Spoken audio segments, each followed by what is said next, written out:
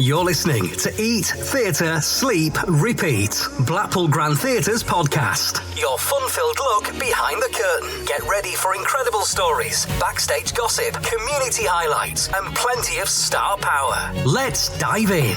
Hello everyone and welcome. Today we are going to be talking about Handbagged, which is coming to Blackpool Grand on the 8th to the 12th of April 2025. So once again, I'm here with Glen and we're going to chat to you a bit about that. Hello. Yeah, I'm Glen, used to be a teacher and advisor in Blackpool, and obviously keen theatre goer and reader, and really looking forward to Handbagged. Could I just ask, if it's not a rude question, when were you born? I was born in 2001. Okay. Well, I was born a long time before that, so we are really actually having a conversation here between youth and age. What do you know about the 1980s? When you say 1980s to me, I think of big puffy sleeves, fancy hair, and Michael Jackson Thriller. That's right. what I think of when I think of the 80s. Okay, well, you could have had padded shoulders. Yeah, that's and Cyndi Lauper songs. That's, yeah. Well, I was born a little bit before that. I was born just after Elizabeth II came to the throne. Okay. So that was in the 1950s. So by the time the 1980s come, I was, grown up and working, and very, very much involved with that. What do you know about Margaret Thatcher? Oh, don't know if I should say. Fair enough. I know of her from growing up from a very working class family. Mm-hmm. I know of her from that perspective. I don't know much of what she did. I know how she makes people feel. Right. I know how she makes me feel, but I've not delved into it much. What about the Queen, the late Queen? I'm personally not much of a royalist. Again, growing up from a working class family, I think some people love the royals and some people don't have much of a relationship with them, and I think I was probably not much of a relationship with, but... Yes, yeah. Fair enough, I think. And then, what do you make of a title, Handbagged? What brings that, what comes to mind when you think of that? Well, I think of a handbag. Yes. A little, yeah. I'm thinking of a little purse that goes on your arm. That's what I think of. That might be completely... And to be handbagged as a verb. Book your tickets now at blackpoolgrand.co.uk. I don't know. Just wearing it. Having a handbag. Just owning right. it. Well, I mean, again... I've got no idea, so you're here to tell me. Well, again, for those of you who were born in the last 30, 40 years, whichever, and therefore won't have very much knowledge of the 1980s and things as well, there's an awful lot you're going to be learning, I think, by looking at, by watching Handbagged. Although it's incredibly funny. So it's not going to feel like some sort of history lesson, but you will learn an awful lot about it. I think it arises,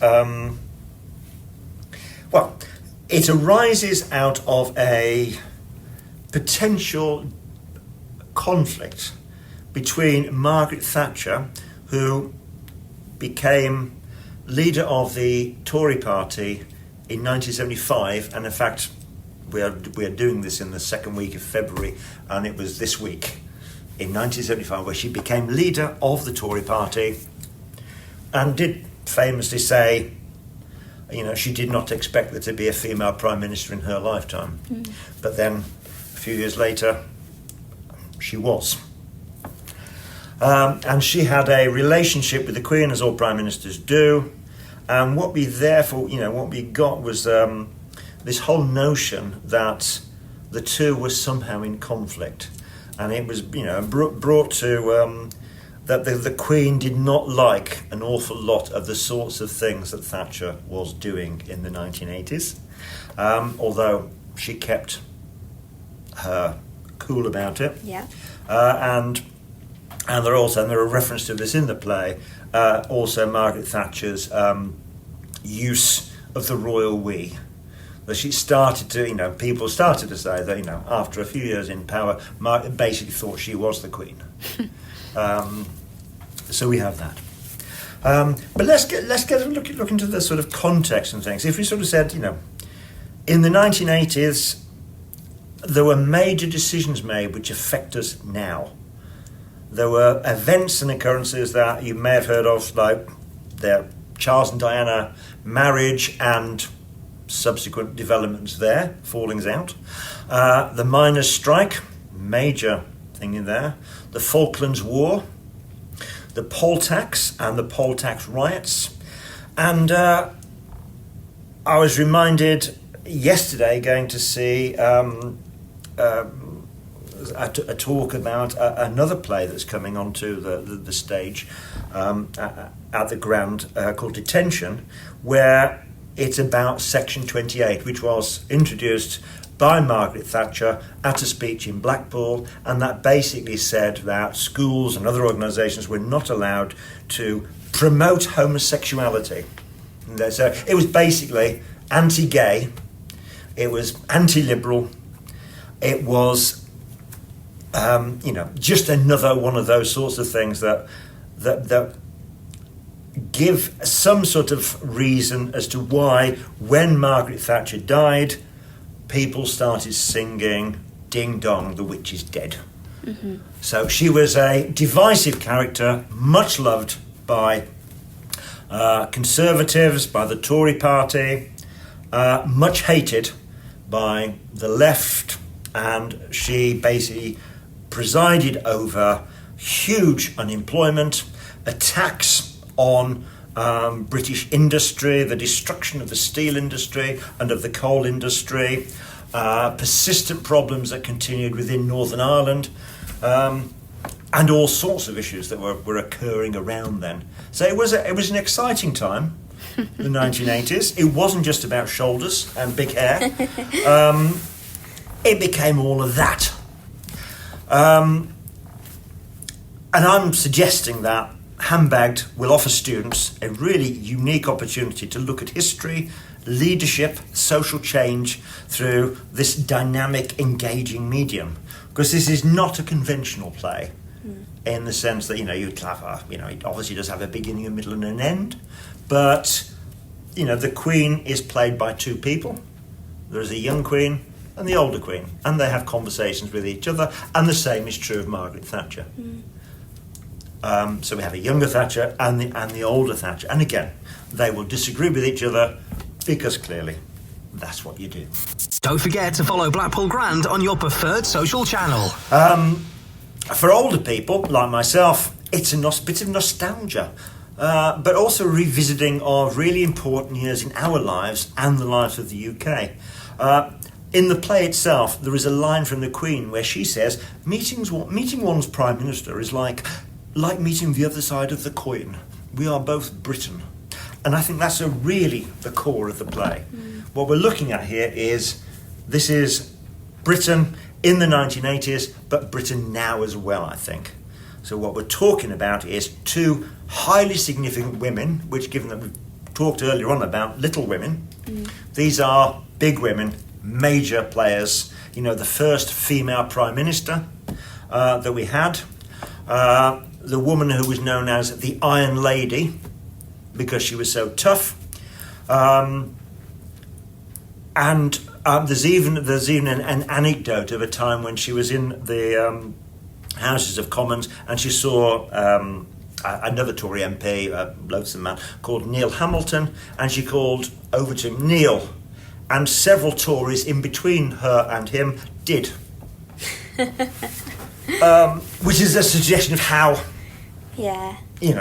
and a famous, you turn if you want to, this lady's not for turning. Yeah. So these sorts of phrases. So she revelled in this headmistressy, tough woman sort of a line, and she came to represent Britain, even to, sitting in a tank while to show how powerful and tough she was. I think it's relevant that everybody's got an opinion on her, haven't they? Even if Yes. even if that opinion's negative, you say a name and everybody lets you know how they feel about her. Yes, absolutely. And I think she also, I mean, whether she started but what she did was polarise society absolutely completely. You are for her or against her. And if you listen to the Tory party when they're arguing with each other now, you will talk about the Thatcherite wing. Thatcher is still a major figure in the Tory party, even though she's been dead for a long time. Yeah. Arguably, she's also a major figure for Labour Party. Tony Blair, when he was Prime Minister, acknowledged some of the things that she had done, and he didn't necessarily change a lot of them, although there were calls from lots of people for him to do so. I'm obviously, for the Queen,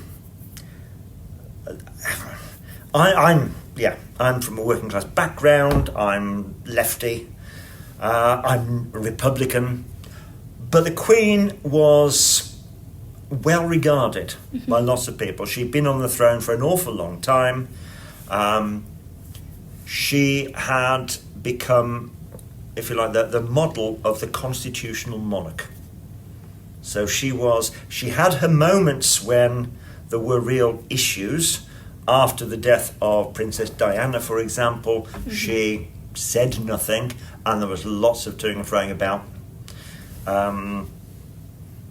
the fact that she didn't necessarily get on with Diana, and it was the royal family that really had ended up crucifying this woman that had married into them, and also where during the Aberfan disaster, where lots of school children in Wales had been killed by a coal, a stack of coal basically falling onto their school. There was some criticism for her inability to actually cry tears, and about that sort of detachment. She is, despite the fact that she's well loved throughout the country, she's also, an inherited monarch.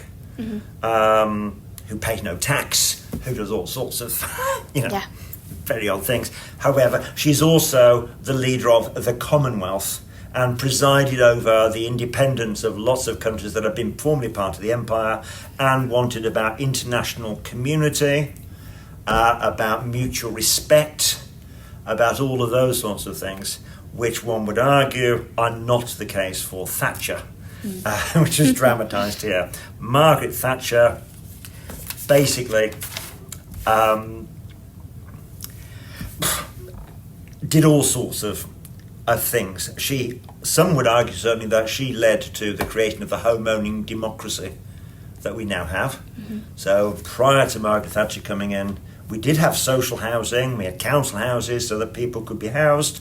When she came in, basically she ordered the selling off of council houses, and she created that whole notion that that working class people, ordinary people, would own their own houses, and also arguably then created a large number of people who couldn't afford their own houses, had no option to get council houses, and were forced into the private rented sector. And we know now there are all sorts of issues that are occurring around that. And also around the house prices, particularly around London and other sorts of areas as well. So we've got that. But she also did various things. So in international relationships, she had very strong relationships with Ronald Reagan as American president. But she also engaged in lots of fighting with Europe, though she was a fan of the common market. She not only was, if you like, unpleasant towards gay people, but she supported the apartheid regime in South Africa. She refused to have sanctions against what was Rhodesia, which became Zimbabwe, and again, because of their sort of racist policies. She supported regimes in South America like Pinochet, who were torturing and killing huge swathes of people, and supported lots of other right-wing groups. The one right-wing regime in South America that she took offence at, however, was Argentina, because Argentina invaded the Falkland Islands, what they call the Malvinas, and she declared war, basically. You're tuned into Eat, Theatre, Sleep, Repeat. And that, I think, cemented her popularity. She became the new Winston Churchill. A Winston Churchill with a handbag. And it was with that handbag that one of the ways in which she was, people tried to put her down and things, was by focusing on the fact that she was a woman. And therefore, being handbagged, being hit with a handbag, was seen as a way of diminishing her as a person, I think. Okay. So again, and then that's where you get a few sort of issues there. You know, we can talk about Little Women and their feminism, but here's a strong woman doing stuff strongly, and, you know, is that not feminism in action, arguably? Although an awful lot of feminists would say, she's nothing to do with us. Yeah. She's acting just like a man. Yeah. She's not doing anything else. And she herself, you know. And again, one of her other famous comments was about her deputy prime minister was called Willie Whitelaw, who was very, you know, a close friend, a valuable ally to her. And she did make that comment that every prime minister needs a Willie. But we raise, you know, the play will raise those issues, you know, with these two most powerful women. And yet, do we still have this sexism where you get, which is conveyed, I think, by that title and by that notion of handbagging stuff as well. But it raises questions. The Falklands War, and again, within that, you also get, and there is reference to it within the play, the fact that there was a ship called the Belgrano, an Argentinian ship, sailing away from the exclusion zone that we had set up around the Falklands to protect them, and Margaret Thatcher ordered that it be sunk, and it was, killing 300 and odd people on board, and also causing reprisals, which meant that not very long after, the HMS Sheffield was sunk at a great loss of life. Right. So you have this sort of thing that the Falklands War became, again, really divisive. Yes, Argentina invaded, they shouldn't, but actually it's an island that's a damn sight nearer to Argentina than it is to us. And if you've ever read The Secret Diary of Adrian Mole, you will know that, which is written about the time, that they all leap out of bed thinking that, you know, so Argentina's invaded the Falklands, and then realising that the Falklands is not the same as the Shetlands. So there's quite a lot there of really difficult, shall I say, themes, and quite controversial. What would you say is sort of the audience, the intended audience for this? I think the audience is, I mean, it's certainly going to be old people looking nostalgically, remembering the history and wanting to sort of think their way, you know, where was I during the miners' strike? Where was I with the Falklands War? Where was I when, Charles and Diana got married? All of those sorts of things that are there. Where was I during the poll tax riots and those sorts of things? All of those sort of hugely divisive things. So yeah, older people, I think, will get into that. I think younger people, it will help them, and I think probably talking 14, 15 and above,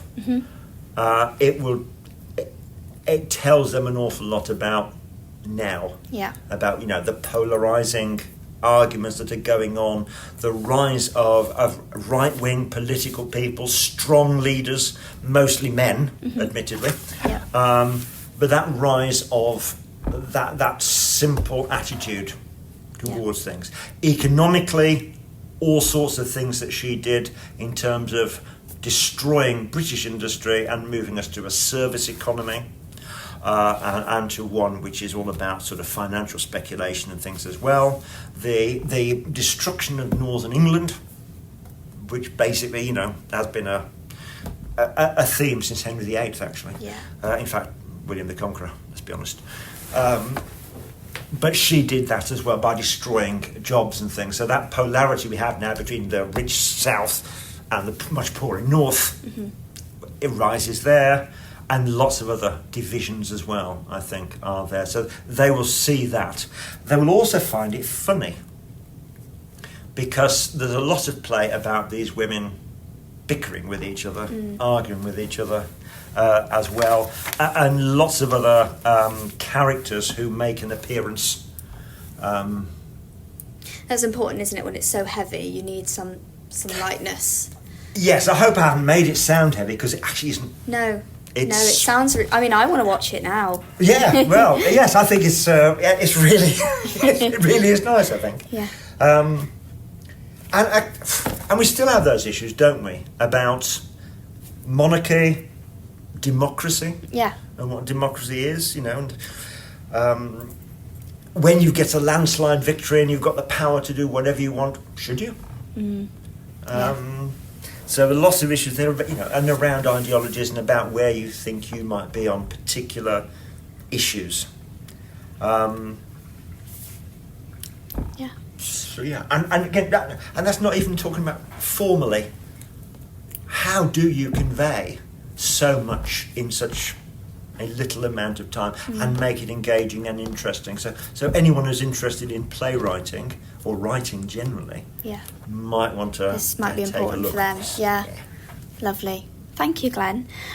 So if you do want to see Handbagged, just a reminder, it's coming to Blackpool Grand Theatre the 8th to the 12th of April 2025. For tickets, information and booking, you can see Blackpool Grand Theatre website, or alternatively you can call our box office and somebody will assist you. Thank you very much, everybody, for listening. That's a wrap on Eat, Theatre, Sleep, Repeat. Thanks for joining us at Blackpool Grand Theatre. And don't forget to like, most definitely follow, and join us again. Until next time, stay fabulous.